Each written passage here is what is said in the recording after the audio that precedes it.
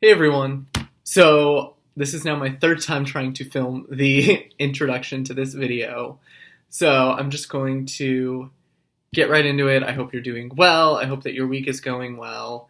Um, so, today's video is the last video in our series in the book of Daniel, and it's also the last video I'm going to be making for y'all.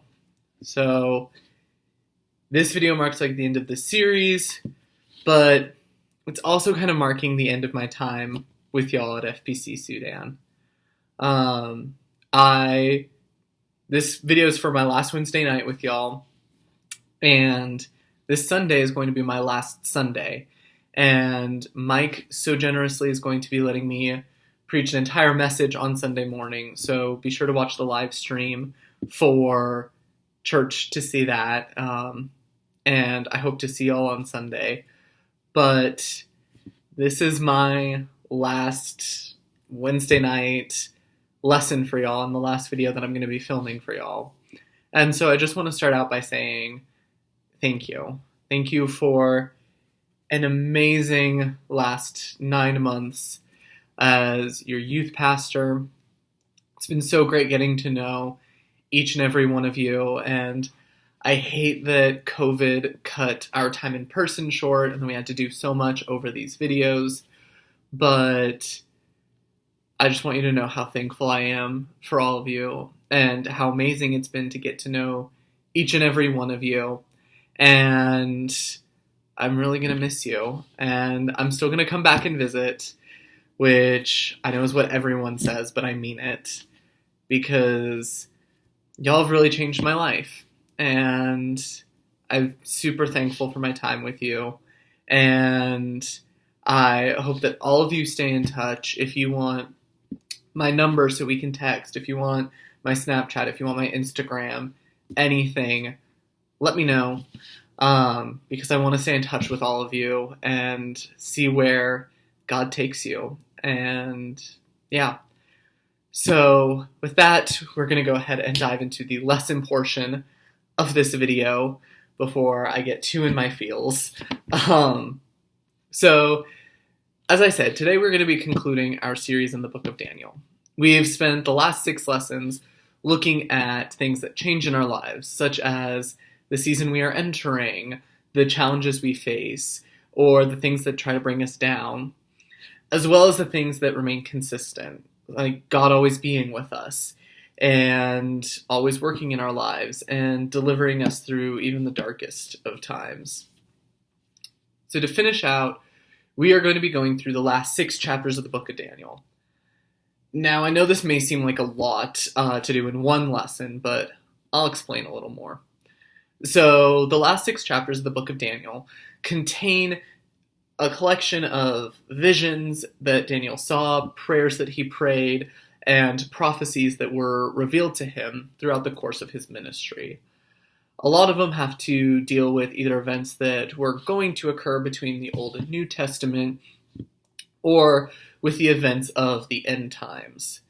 So they're all very deep, very powerful, and at times pretty confusing. But in studying them, I found that while they all deal with somewhat different specifics of events in the Christian faith, I noticed that all of them revolve around a central theme. And that central theme is something that I think is a really great way to conclude this lesson, conclude our Wednesday nights together, all of that. And that is looking forward and to Christ. So rather than spending time doing an individual lesson on one of these chapters or visions or things like that, though they're definitely complex enough to be able to. Today we're going to be going through each one and summarizing what each vision, prayer, prophecy is, its interpretation, and then looking at what that means for us. So go ahead and grab your Bibles and let's finish out the book of Daniel.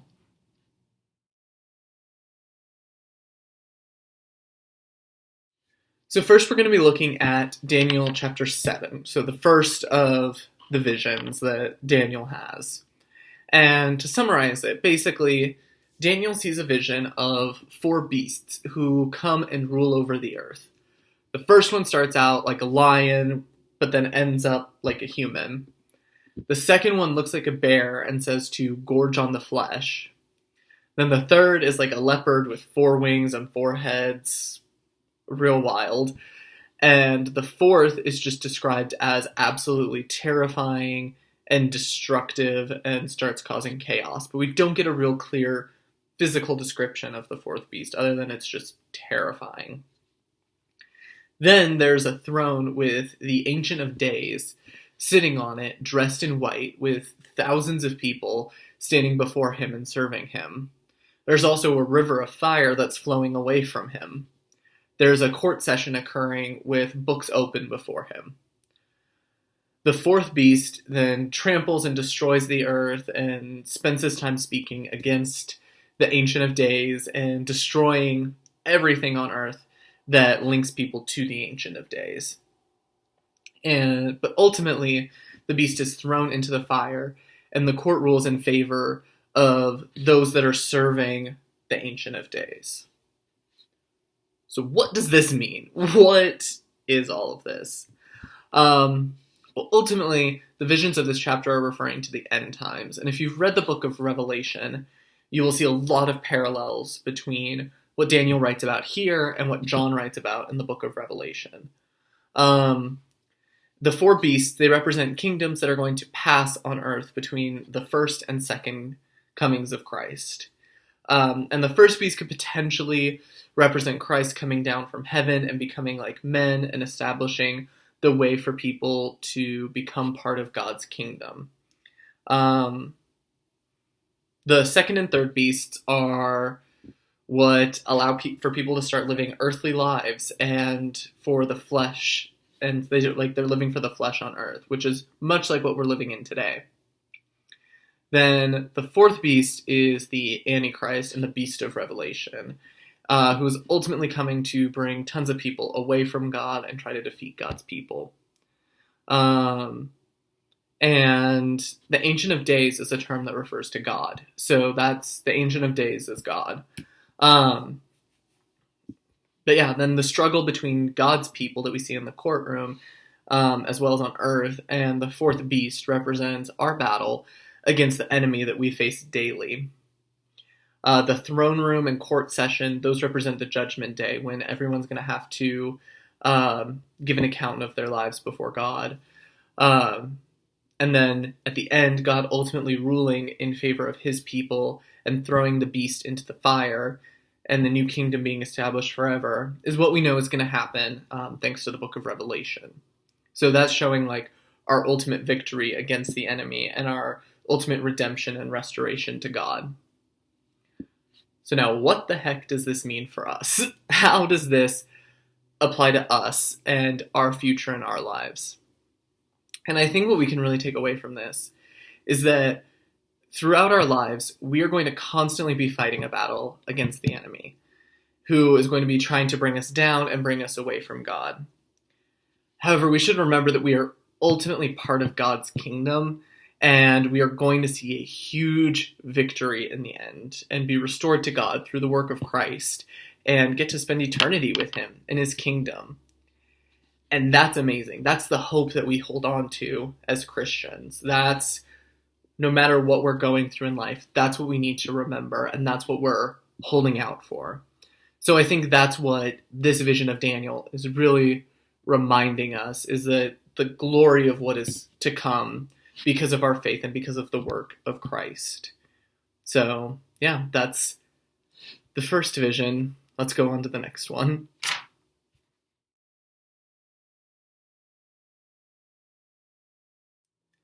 So now the next vision is throughout the 8th chapter of the book of Daniel. And the vision in this chapter talks about this ram that's running around the earth and overpowering every other living creature and taking over everything. But then this goat shows up and it defeats the ram and then it also starts to take over everything. But when the goat becomes too powerful, its large horn is broken and replaced by 4 smaller horns. And then one of the horns on it grows extensively and it becomes super powerful and arrogant. And the horn rejects the heavens and truth and was against all of it.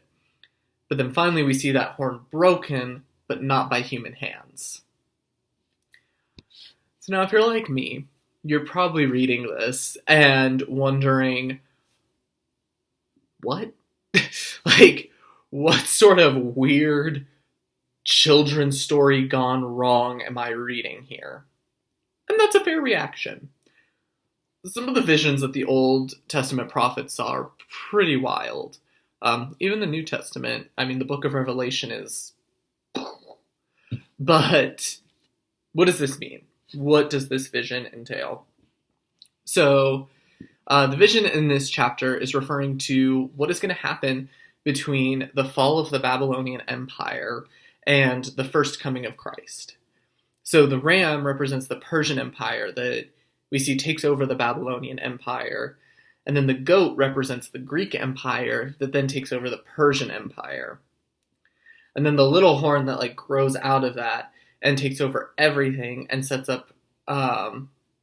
everything up to be so against the followers of God, that represents the portion of the Greek Empire that is under the rule of King Antiochus. I don't really know how to pronounce his name, but he was this Greek king who basically allowed the Roman Empire to come in and take over all of Judea and Jerusalem and that area, and also is heavily known for persecuting Christians during the time in between the Old Testament and the New Testament. And this is why there's a lot of hatred and persecution of Jews and then Christians that we see in the Old Testament, or in the New Testament, I mean. So that's what's being set up there. And then the hand that breaks the horn, that's not a human hand, that represents the first coming of Christ, who's able to establish the permanent kingdom of God. And so again, I ask, well, what does this mean for us? How does this come into play? I think what we see here is that God allowed for these prideful kingdoms to come in and try to destroy his followers at the time. But we see that none of those prideful kingdoms were able to last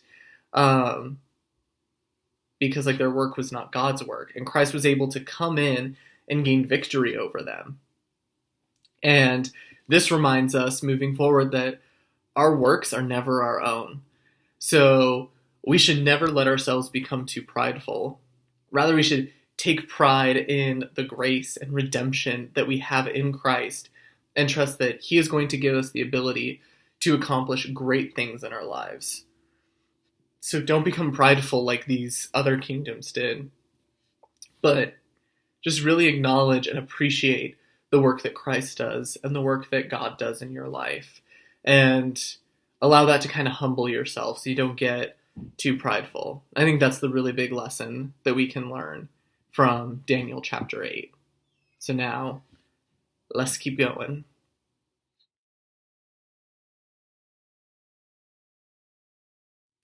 So now we're going to talk about Daniel chapter 9, which can kind of be split into 2 parts.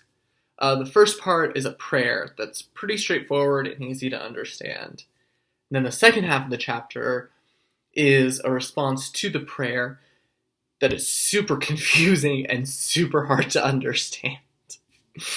So this chapter begins with Daniel praying to God and basically repenting on behalf of all of Israel for all of their wrong and sinful actions that they have committed, and for how they've turned from God from between the time of Moses, when Moses established the law and the covenant between Israel and God, and the time of the Babylonian exile, which we see a lot of that from the books of Joshua to Esther, which are a lot of the history books of the Old Testament. And Israel messed up a lot, to be fair, which is why they were sent into Babylon in exile.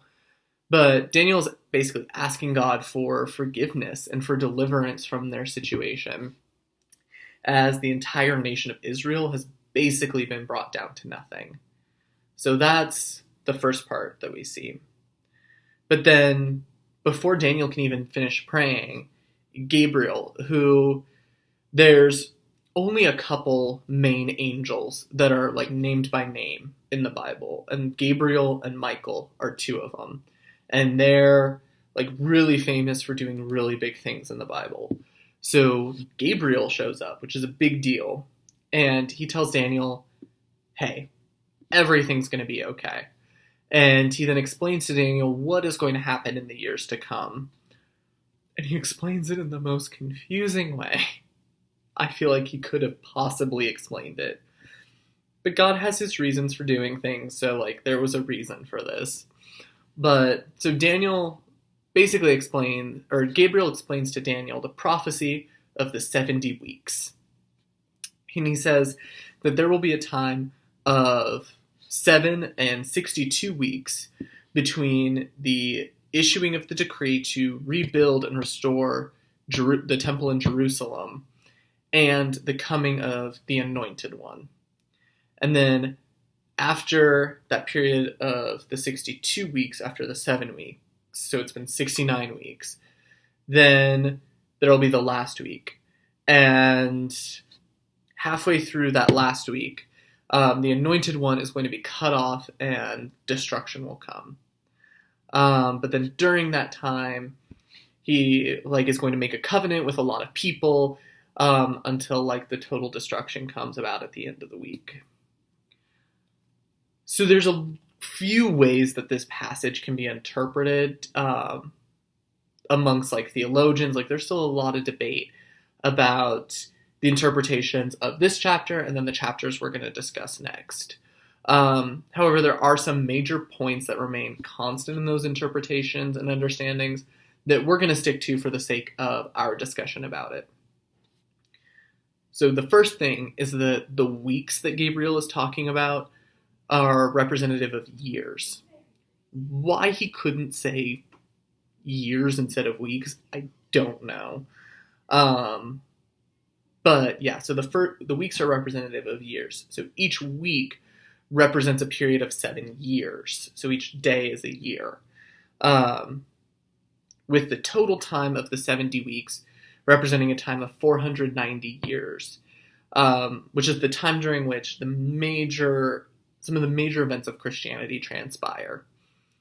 So the first 7 weeks refer to when the temple is rebuilt, according to the decree that is issued that we see in the book of Ezra, which is one of those history books in the Old Testament. So that's what the first 7 weeks are. Then the period of 62 weeks indicates the time in between the Old Testament and the New Testament, after the temple has been rebuilt and before Jesus has come, as well as during the time in which Jesus is born, but before he began his ministry. Then the last week depicts the time of the ministry of Jesus, which is about 3 years, which is why we see that halfway during the last week, we see the Anointed One, which is Jesus, is cut off. And then we see that his death and covenant are made through his resurrection, and the ultimate destruction of the temple in Jerusalem again, and the scattering of the Jewish and Christian people and all that is a destruction that we see described at the end of the 70 weeks prophecy. So what does this all mean for us? How does this really confusing prophecy apply to us? Well, I think a big thing is that the prophecy of the 70 weeks affirms us of the divine nature of Christ's life and the fact that Christ does indeed fulfill all the prophecies of the Old Testament that he was meant to fulfill. All of the time periods of all this stuff in relation to the 70 weeks prophecy, it all checks out historically, even outside of the Bible, which is really cool. And it shows us that Christ really did it, and that we are truly restored to God through the new covenant within Christ. So I think one of the biggest lessons from this chapter um, is the reminder that of that and the fact that we have that. And then another thing that I think is really important to note in this chapter is that God is always listening to our prayers. Like the first half of this chapter, again, is Daniel praying.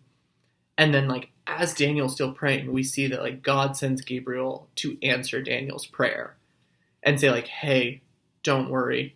This is what I have planned. This is how I'm going to save you. This is how I'm going to deliver the nation of Israel through my son. And so it's a reminder that God is always listening to our prayers, and he will answer them, and he will provide guidance and understanding and direction, just as he did for Daniel through Gabriel. So I think those are the things that we should really take away from Daniel chapter 9. So now, let's move on to the final of the visions, prophecies, all of that.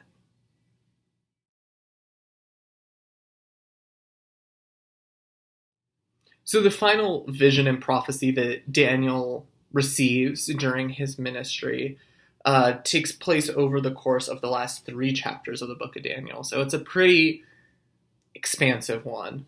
But so it begins with him seeing a vision of a man dressed in linen with lots of gold and jewels on him. And he had a really like fiery, lightning, bold presence. At least that's how it's described. Then Michael, who again is one of like the main angels. Like if Michael or Gabriel show up, like things are real.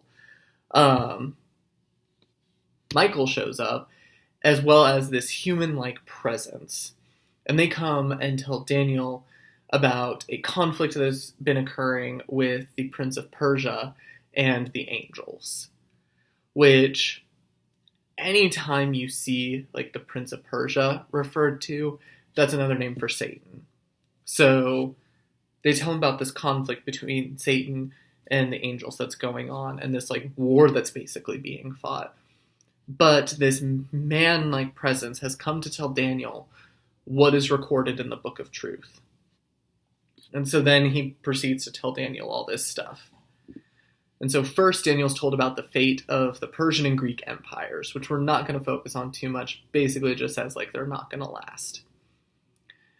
Then Daniel's told about this great conflict that will occur between the kings of the south and north. And so there's going to be a lot of like marriages and wars that happen between them, and they're going to be going back and forth constantly. And they're both going to be trying to gain power over the other. But both of them are going to be against God and God's people. And so then the north is eventually going to gain power, but become extremely like self-absorbed and destructive. And then the south is going to engage in one final battle with the north, and like some of God's people are going to manage to like escape from all of that and escape from the war. And eventually like the north falls and is destroyed and is like left completely alone. Then people are going to like come to life, like be resurrected out of the grave and be restored to God with great glory forever. And then finally people will roam about the world, with some being restored to God and some turning to the path of wickedness, until the end times come. So that's a very abridged summary of what these last 3 chapters entail. So what is the interpretation of that? What does that mean? So the vision that Daniel sees at the beginning of chapter 10, the one where he sees the man dressed in linen with the gold and all of that, is a vision of Jesus. Like he gets to see Jesus. And then similarly, the human-like presence that shows up with Michael and tells Daniel all of this stuff, that's Jesus. So Daniel is getting to have a conversation with Jesus before anyone even knew who Jesus was, which is so cool. Like, so freaking cool. Then the majority of the prophecy tells us what will happen during the time between the Old and New Testament, during which, again, King Antiochus comes into power and terrorizes and persecutes the Israelites, and then facilitates the Romans coming in and like taking over the area and even furthering that persecution. But then what's really cool is so that resurrection and restoration that we see that occurs at the end of the prophecy is a foretelling of what Jesus is going to do when he comes to die on the cross and be resurrected. Because when you read in the New Testament that account, there are verses that talk about like people being brought to life, like coming out of the grave and like roaming the streets and then like going up to heaven, which is so cool. But so that's what that resurrection is talking about and what it's like foreshadowing. Then the chapter ends with basically describing the state of the world until the end times, with many people becoming Christians and being restored to God, which is like the cleansing and all of that, while some decide to reject him, which are those that like follow the path of wickedness, until it concludes with talking about like the day that we are all given our inheritance and permanently restored with God in heaven. So for one last time, I ask you, what the heck does this mean for us? What do we do with this? One of the biggest reminders that we can get from this final vision and prophecy is that we are constantly in the midst of a spiritual war.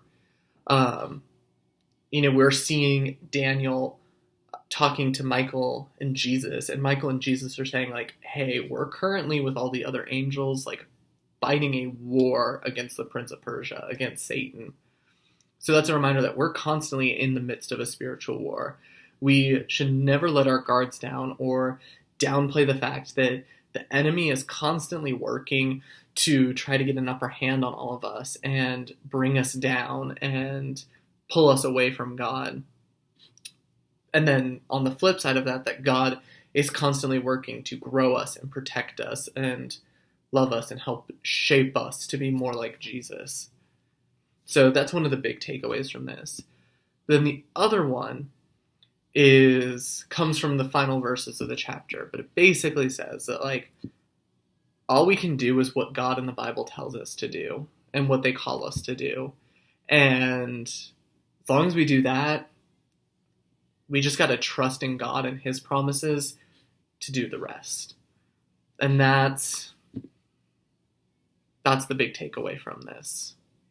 So now as we wrap up, I want to ask you, so what do we do with all this information? We've gone through all these different visions and prophecies and kind of what they mean individually for us, but like what can we learn and apply to our lives in response to all of these things that Daniel saw and experienced?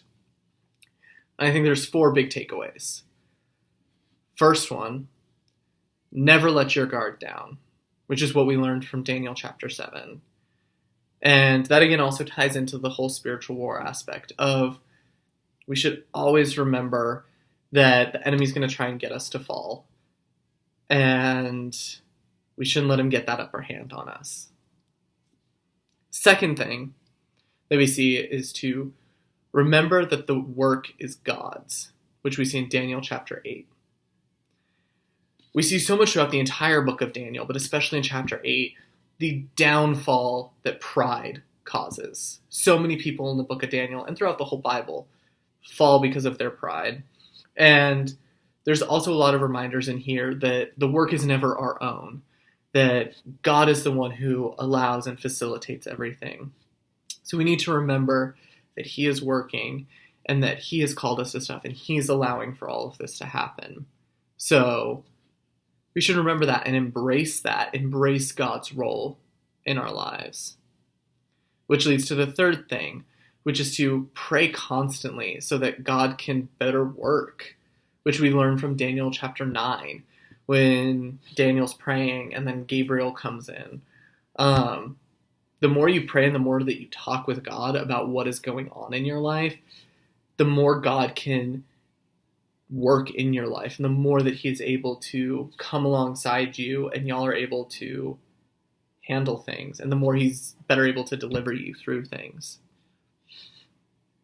And then the final thing is to do what God and the Bible call you to and trust him the rest of the way, which we learn from Daniel chapters 10 through 12. So the best that we can do in our lives is to just do what God calls us to do and do what the Bible says. And as long as we're doing that, we have to stop putting pressure on ourselves and stop trying to think that we have to do everything. And we have to trust God and God's deliverance, which we've seen proven time and time again in the book of Daniel. And we have to trust Him the rest of the way. So, throughout our lives, we're going to encounter tons of change. People are going to come and go. Things will start and come to an end. There's so much that changes. However, through all of that, we must always remember to keep looking forward and keep looking to Christ. As long as we do that, we will be able to handle whatever comes our way. So, as we finish this series and as we finish my final video for y'all, I want to leave you with the final verse that's written in the book of Daniel as an encouragement and reminder to you of all that we've learned. Here it is. As for you, go your way till the end. You will rest, and then at the end of the days, you will rise to receive your allotted inheritance. Daniel chapter 12, verse 13.